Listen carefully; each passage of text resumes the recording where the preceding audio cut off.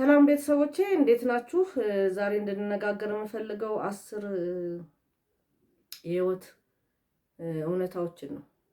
እውነታዎችን መቀበል መቻል አለብን ማለት ነው። ብዙ ጊዜ ነገሮችን መቆጣጠር አንችልም፣ ግን ምላሽ እንደምንሰጥ መቆጣጠር እንደምንችል እናስባለን ማለት ነው። ስለዚህ ይሄ ችግር ነው። ስለዚህ አንዳንዴ ነገሮች ከቁጥጥራችን ውጭ ሲሆን አምነን መቀበል መቻል አለብን ማለት ነው። ህይወት ሁልጊዜ ደስተኛ እንዳልሆነችም ልናቅ ይገባል። ስለዚህ ችግር በሚመጣበት ሰዓት ራሳችንን ሬዲ ማድረግ መቻል አለብን ማለት ነው። ምንም ነገር ደግሞ ዘላለም አይቆይም።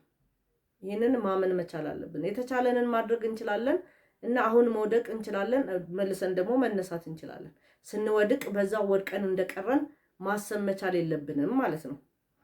እርሶ የሁሉም ሰው መገኛ ወይም ደግሞ ለሁሉ ሰው ለመገኘት ጥረት ማድረግ መቻል የለቦትም። ለሁሉ ሰው በፈለጉት ሰዓት ለመገኘት ስራዎትን መፍታትም የለቦትም። ያለፈው አልፏል ብለን ማሰብ ደግሞ መቻል አለብን። ከባለፈው ችግራችን ከባለፈው ከደረሰብን ነገር ለነገ ወይም ደግሞ ለዛሬ ትምህርት ማግኘት መቻል አለብን ማለት ነው። የሌሎች እምነት የእርሶ ጉዳይ ሊሆን አይገባም። ምክንያቱም ሰው ማንም ባመነበት ነገር ላይ የራሱን ሐሳብ ሊያስተገብር ይችላል። ይሄን ደግሞ አምነው መቀበል መቻል አለቦት ማለት ነው። ለምን እኔን አልተከተለኝም፣ እኔ ያልኩትን ለምን አላደረገም ብለን ልናስብ አይገባም ማለት ነው። አንዳንድ ሰዎች እና ሁኔታዎች ጎጂ ናቸው። ከዛ ደግሞ ትምህርት ልናገኝ ይገባል ማለት ነው።